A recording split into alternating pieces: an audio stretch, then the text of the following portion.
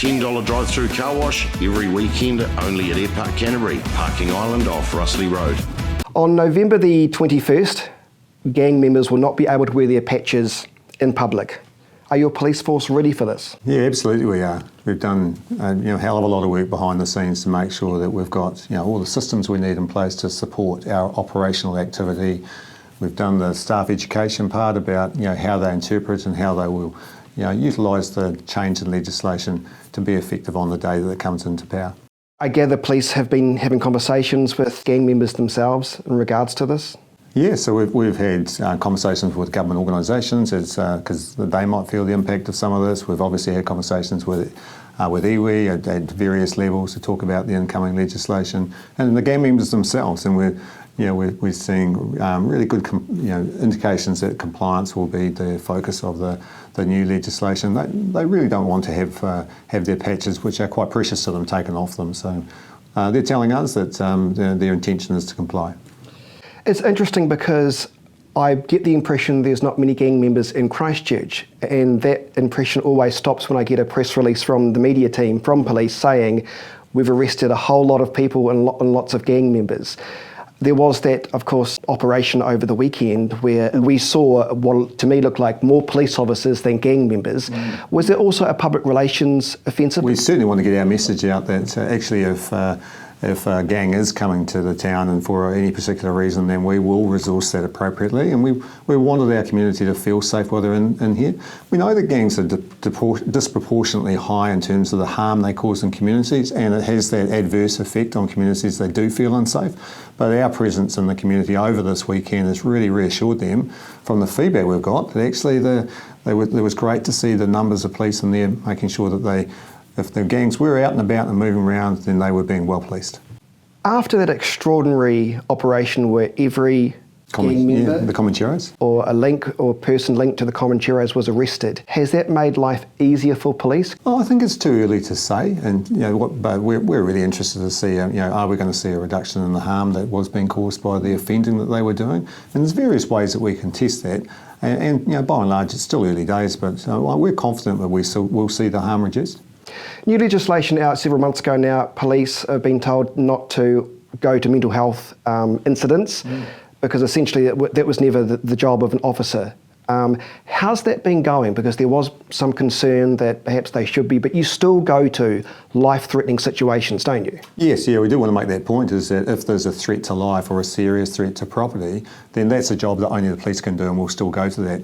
But that's not all our calls, of course, and what we are seeing is that there's a majority of calls coming around from people who just want help. And this change is about how do we connect them with the people who can do the right service for them. We're actually ahead of most districts, so we've had that system in place here for quite some time. So we've got a handful of shifts over the week that we know we have high demand in respect to those sorts of call-outs. And we've got a system where we've got a mental health worker and a police officer who triage those calls, and by and large they're contacting the person and making an appointment for them to see their health provider, and it means that we don't have to have a police car go and attend that job. And we're seeing great reductions to our frontline demand, which means we can go and do other things.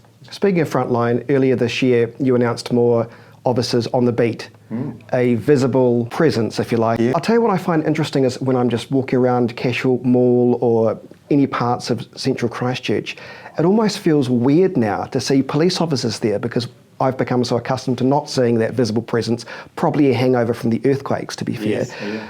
What's the reaction been like from the retailers and people in the central city now?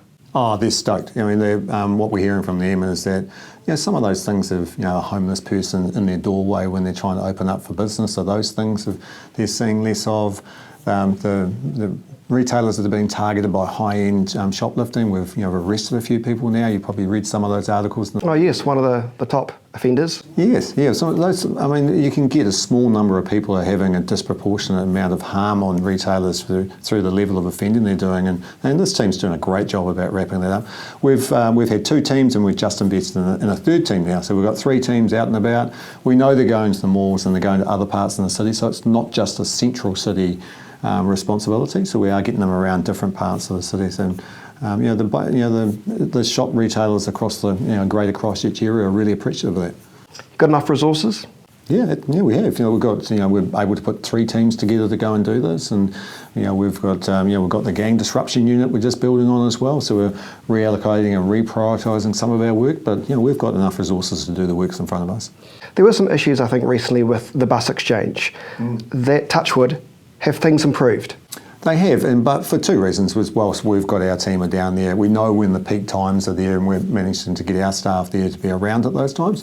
But we also see that there's been an improvement in how the bus exchange itself is helping to manage security. Really good relationship between police and the security that are there. They communicate very well, they can get hold of us quite quickly, and we can respond quickly as well. Briefly touch on youth crime. 5 alleged youths ram-raided a liquor store in Brynwer last weekend.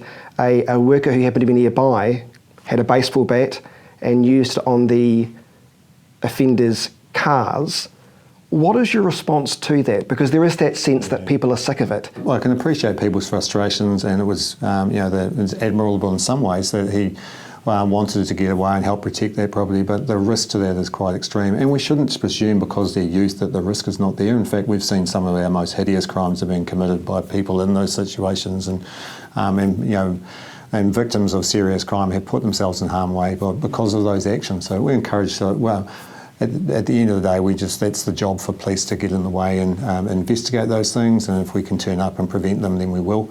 But I encourage the public not to get involved in those things. We're rapidly running towards Christmas now. I think we're like 6 weeks to Christmas, So I just encourage people, like, this is the time when sometimes we see the worst of people. The extra pressure that comes on. So we'll see that playing out in their family harm space. Lots more people on our roads. We've seen that this week with Cup Week as well, and we just encourage people just be mindful and leading up, and the pressure that comes on is slow down, take your time. Watch your behaviour on the roads. We were really impressed on Cup Day yesterday. We had 10,000 people or more turn up at Cup Day, and actually we had very, very low demand on our services for the day, and also with all the police on the roads. We had checkpoints out everywhere, and we caught very, very few people offending. So we're actually stoked with the behaviour in the community. Tony Hill, appreciate your time. Oh, thank you.